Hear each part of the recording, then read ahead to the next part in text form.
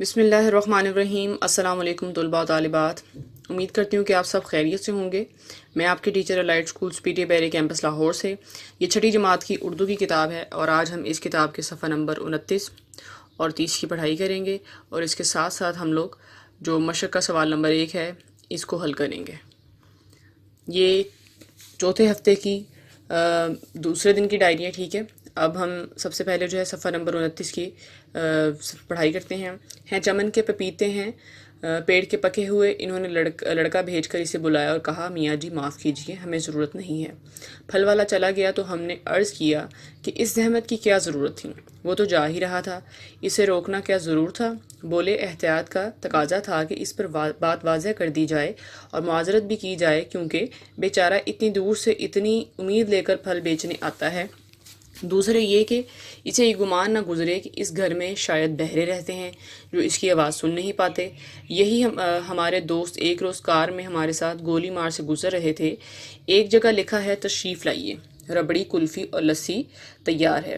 انہوں نے فوراً کار ٹھہرائی اور دکاندار سے کہا پہلی بات تو یہ کہ ہمارے پاس فرصت نہیں، ہم ضروری کام سے جا رہے ہیں۔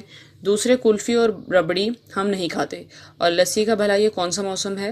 بہرحال تمہاری پیشکش کا شکریہ، وہ تو بیٹھا سنا کیا اور نہ جانے کیا سمجھا کیا۔ کار میں واپس بیٹھتے ہوئے ہمارے دوست نے وضاحت کی کہ یہاں کے لوگ ان آداب کو کیا جانے، یہاں تو دعوت نامہ آتا ہے اور اس کے نیچے RSVP لکھا ہوتا ہے کہ جواب سے مطلع کیجئے۔ مطلع کا مطلب ہے اطلاع دینا، ٹھیک ہے۔ جن کو شریک نہیں ہونا ہوتا وہ بھی چپ بیٹھ رہتے ہیں، میزبان کو مطلع کرنا ضروری نہیں سمجھتے کہ بندہ حاضر ہونے سے معذور ہے، اس بیچارے کا کھانا ضائع ہو جاتا ہے۔ ہم نے غور کیا تو معلوم ہوا کہ ہم خود انہی آداب سے بے بہرا لوگوں میں سے ہیں۔ بے بہرا کا مطلب ہے بے ادب، بدقسمت۔ لوگ اخباروں میں طرح طرح کے اشتہارات چھپواتے ہیں کہ ہم پڑھ کر ان کی طرف متوجہ ہوں۔ متوجہ کا مطلب ہے توجہ دینا، ٹھیک ہے، غور کرنا، لیکن ہم انہیں پڑھ کر ایک طرف ڈال دیتے ہیں۔ کوئی ہمارے لیے ٹھیکے کا بندوبست کرتا ہے اور ٹینڈر نوٹس شائع کرتا ہے۔ ٹینڈر کا مطلب ہوتا ہے کسی کام یا مال کے لیے بولی دینا یا تحریری درخواست کرنا۔ کسی کو ہمارے ہاتھ پلاٹ یا مکان بیچنا ہوتا ہے، کوئی ہمیں یہ اطلاع دیتا ہے کہ اس نے اپنے نالائق فرزند کو جائیداد سے عاق کر دیا ہے۔ نالائق کا مطلب ہے نکما، اور فرزند کا مطلب ہے بیٹا، عاق کا مطلب ہے الگ کر دینا، ٹھیک ہے، اپنی فرزندی سے یا پھر بے تعلق کر دینا، ٹھیک ہے۔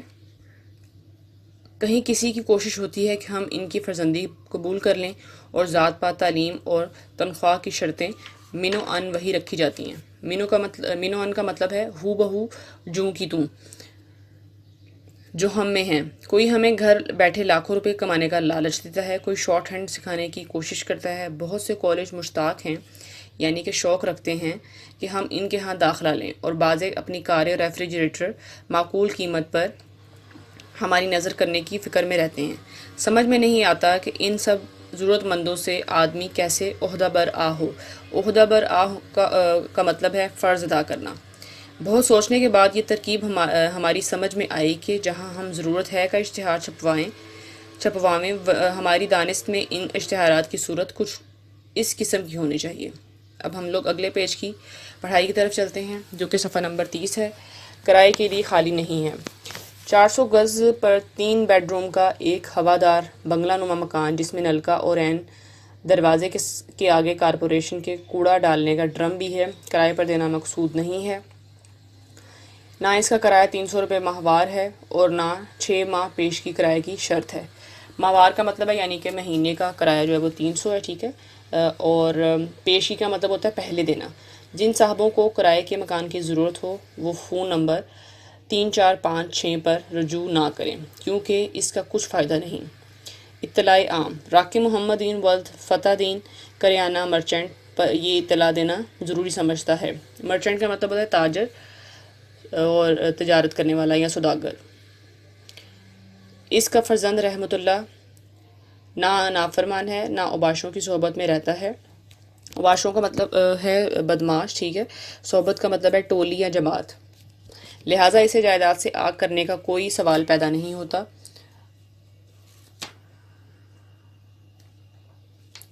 آگ کا مطلب ہے آگ کرنا کا مطلب ہے فرزندی سے الگ کرنا یا بے تعلق کرنا، ٹھیک ہے۔ آئندہ جو صاحب اسے کوئی ادھار وغیرہ دیں گے وہ میری ذمہ داری پر دیں گے، ضرورت نہیں ہے۔ کار مارس مائنس ماڈل 1959 بہترین کنڈیشن میں، ایک بے آواز ریڈیو، نہایت خوبصورت کیبنٹ، ایک ویسپا موٹر سائیکل اور دیگر گھریلو سامان، پنکھے، پلنگ وغیرہ قسطوں پر یا بغیر قسطوں کے ہمیں درکار نہیں۔ ہمارے ہاں خدا کے فضل سے یہ سب چیزیں پہلے سے موجود ہیں۔ اوقات ملاقات 3 تا 8 بجے شام۔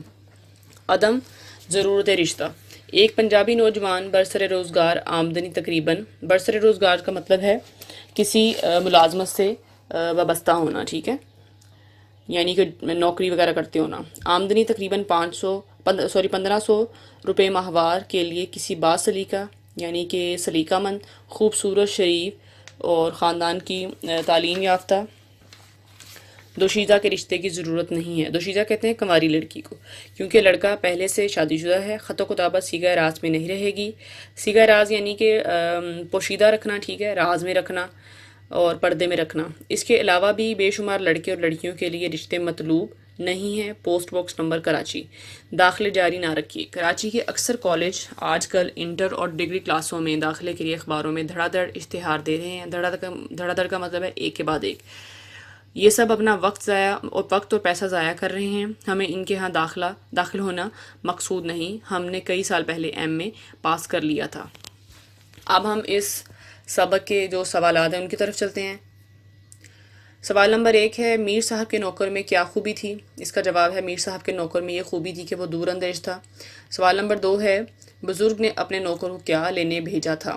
اس کا جواب ہے، بزرگ نے اپنے نوکر کو حکیم صاحب کو لانے کے لیے بھیجا تھا۔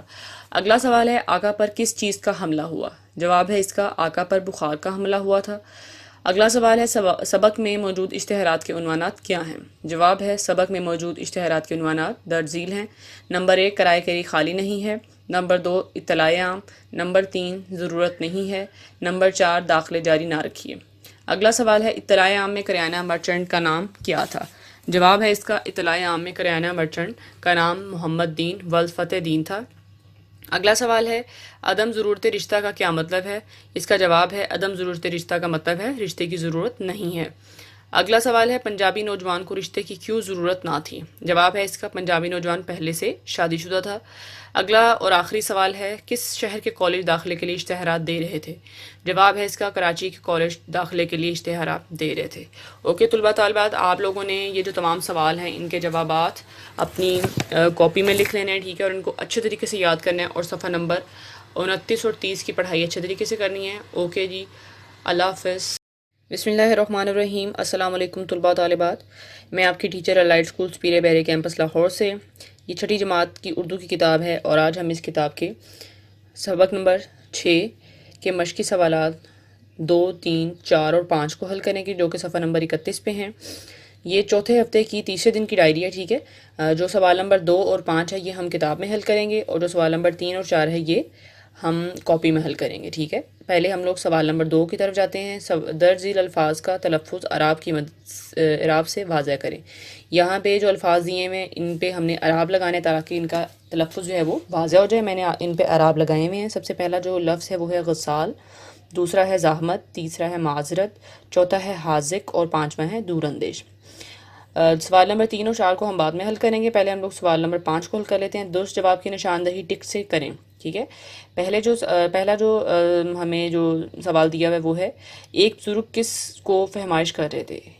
آپشن نمبر 1 ہے بیٹے کو، دوسرا آپشن ہے پوتے کو، تیسرا آپشن نوکرانی کو، چوتھا آپشن ہے نوکر کو۔ اس کا جو صحیح جواب ہے وہ ہے نوکر کو۔ ہم لوگ جو چوتھا آپشن ہے اس کو ٹک کریں گے، جیسے کہ میں نے ٹک کیا ہوا ہے۔ دوسرا سوال ہے، میر صاحب نے بازار سے کیا منگوایا تھا؟ پہلا آپشن ہے لیمپ، دوسرا آپشن ہے پنکھا، تیسرا آپشن ہے بلب، چوتھا آپشن ہے کولر۔ اس کا جو صحیح جواب ہے وہ ہے آپشن 3 یعنی کہ بلب۔ اس کو ہم ٹک کریں گے جیسا کہ میں نے کیا ہوا ہے۔ تیسرا سوال ہے جی، اتفاق سے چند دن بعد آقا پر کس بیماری کا حملہ ہوا؟ آپشن 1 ہے نزلے کا، دوسرا ہے بخار کا، تیسرا ہے سر درد کا، چوتھا ہے کھانسی کا۔ اس کا جو صحیح جواب ہے وہ ہے بخار کا۔ آپشن نمبر 2 کو ہم لوگ ٹک لگائیں گے۔ اگلا ہے جی، نوکر نے کہا ویسے تو حکیم صاحب بہت، آپشن نمبر 1 ہے قابل ہیں، آپشن نمبر 2 ہے ماہر ہیں، آپشن نمبر 3 ہے لائق ہے، اور آپشن نمبر 4 ہے حاذق ہیں۔ اس کا جو صحیح جواب ہے وہ ہے آپشن نمبر 4 اس کو ہم ٹک لگائیں گے، ٹھیک ہے۔ اور آخری جو ہے وہ ہے فرما بردار بیٹے کو جائیداد سے کیا کرنے کا سوال ہی پیدا نہیں ہوتا۔ آپشن نمبر 1 محروم، آپشن نمبر 2 الگ، آپشن نمبر 3 آگ اور آپشن نمبر 4 فارغ۔ اس کا جو صحیح جواب ہے وہ ہے آپشن نمبر 3 یعنی کہ آگ، اس کو ہم ٹک لگائیں گے۔ اب ہم لوگ چلتے ہیں سوال نمبر 3 کی طرف۔ درج ذیل محاورات کو اس طرح جملوں میں استعمال کریں کہ ان کا مفہوم واضح ہو جائے۔ پہلے ہم جو ہے یہ پہلے محاورات کا کالم ہے، ٹھیک ہے، اور دوسرا جو ہے یہ جملوں کا ہے۔ پہلا محاورہ ہے ہاتھ لٹکاتے آنا۔ جملہ اس کا نوکر کو ٹیکسی لینے بھیجا، وہ آدھے گھنٹے بعد ہاتھ لٹکاتے آ گیا۔ دوسرا ہے محاورہ پلے باندھنا۔ اس کا جملہ ہے شاگرد نے استاد کی بات پلے باندھ لی۔ اگلا ہے جو محاورہ عہدہ بر آ ہونا۔ اس کا جملہ ہے میں اپنے فرائض سے عہدہ بر آ ہونے کی پوری کوشش کروں گا۔ آخری ہے محاورہ سوال پیدا ہونا۔ اس کا جملہ ہے سوال ہی پیدا نہیں ہوتا کہ مومن مغلوب ہو جائے۔ سوال نمبر 4 ہے جی گورکن اور غسال کیا کام کرتے ہیں؟ اس کا جواب ہے گورکن قبر کی کھدائی کرتا ہے جبکہ غسال مردے کو نہلاتا ہے۔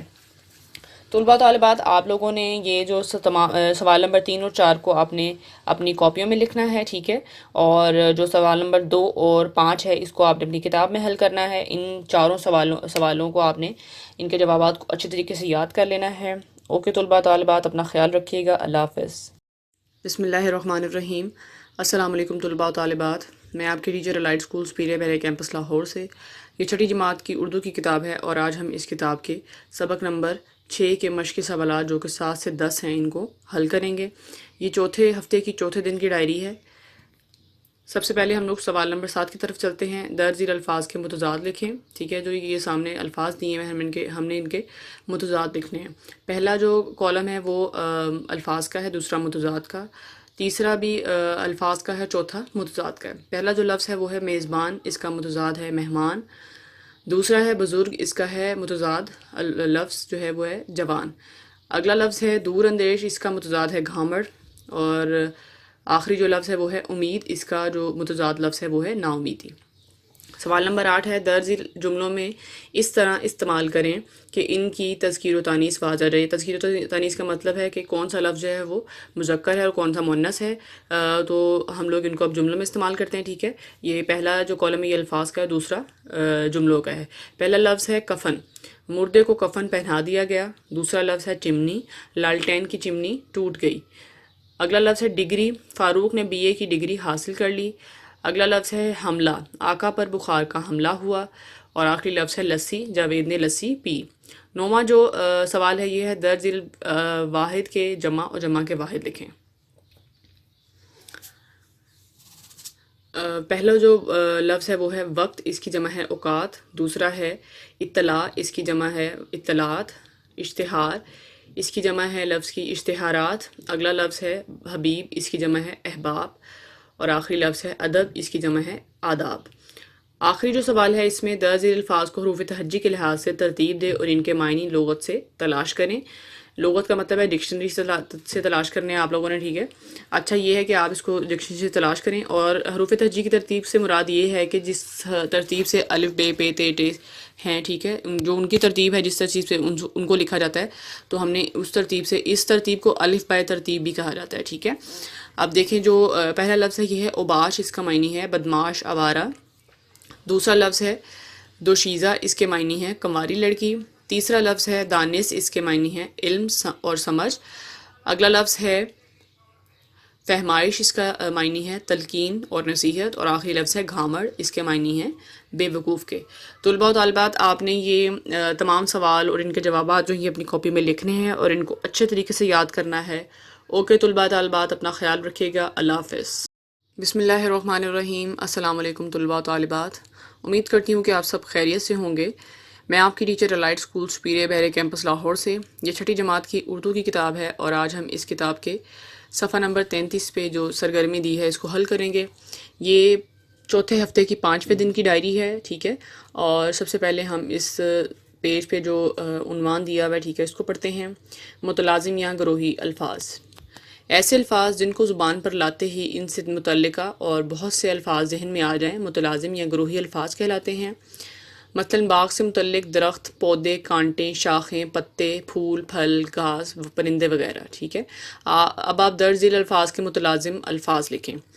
یہ اوپر جو ہے یہ متلازم الفاظ کی یا متلازم یا گروہی الفاظ کی تعریف ہے، ٹھیک ہے۔ ایسے الفاظ جن کو ہم زبان پہ لائیں تو ان سے بہت سے متعلق جو الفاظ ہیں جو ہمارے ذہن میں آ جائیں ان کو متلازم یا گروہی الفاظ کہتے ہیں، ٹھیک ہے۔ انہوں نے مثال سے ہمیں بہت اچھی طرح سے واضح کیا ہے کہ اگر باغ کا جو لفظ ہے یہ ہم اپنی زبان پہ لاتے ہیں تو باغ سے جو متعلقہ جو بھی چیزیں ہیں، ٹھیک ہے، ہمارے جو الفاظ ہمارے ذہن میں آتے ہیں وہ متلازم یا گروہی الفاظ ہوں گے، ٹھیک ہے۔ یہ جیسے یہاں پہ باغ سے متعلق جو الفاظ ہیں درخت، پودے، کانٹے، شاخیں، پتے، پھول، پھل، گھاس، پرندے وغیرہ، ٹھیک ہے۔ اسی طرح ہمیں نیچے کچھ الفاظ دیے ہوئے ہیں، ٹھیک ہے۔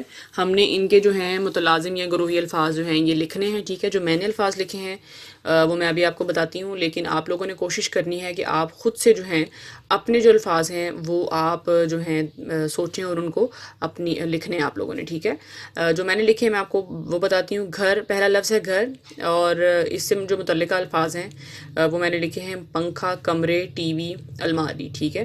اسی طرح دوسرا لفظ ہے اسکول، اس کے جو متلازم الفاظ ہیں، ٹھیک ہے، جو اس سے متعلقہ الفاظ ہیں وہ ہیں کتاب، بستہ، کاپی، استاد۔ اور اگلا لفظ ہے بستہ، اس سے متعلقہ جو الفاظ ہیں وہ ہے کتاب، پینسل، کاپی، ربڑ۔ اگلا لفظ ہے مسجد، اس سے متعلقہ الفاظ ہیں جائے نماز، قرآن، نمازی، امام۔ آخری لفظ ہے جی ہسپتال، اس سے جو متعلقہ الفاظ ہیں وہ ہے ڈاکٹر، ٹیکہ، مریض، نرس۔ طلباء و طالبات، آپ لوگوں نے یہ متلازم اور گروہی الفاظ کی جو تعریف ہے یہ آپ لوگوں نے اچھی طریقے سے یاد کرنی ہے اور اس کو اپنی کاپی میں لکھنا ہے، اور ساتھ میں آپ لوگوں نے یہ جو نیچے مثالیں دی ہوئی ہیں کوشش کریں کہ اس کو آپ لوگ خود جو ہے جو یہ الفاظ دیے ہیں ان سے جو متعلقہ الفاظ ہیں یہ خود آپ لوگ ڈھونڈیں، سوچیں اور ان کو لکھیں، ٹھیک ہے۔ اور یہ آپ لوگوں نے کاپی میں لکھنا ہے اور ان کو اچھی طریقے سے تعریف کو بھی یاد کر لینا ہے اور ان مثالوں کو بھی اچھی طریقے سے یاد کر لینا ہے۔ اوکے طلباء و طالبات، اپنا خیال رکھیے گا، اللہ حافظ۔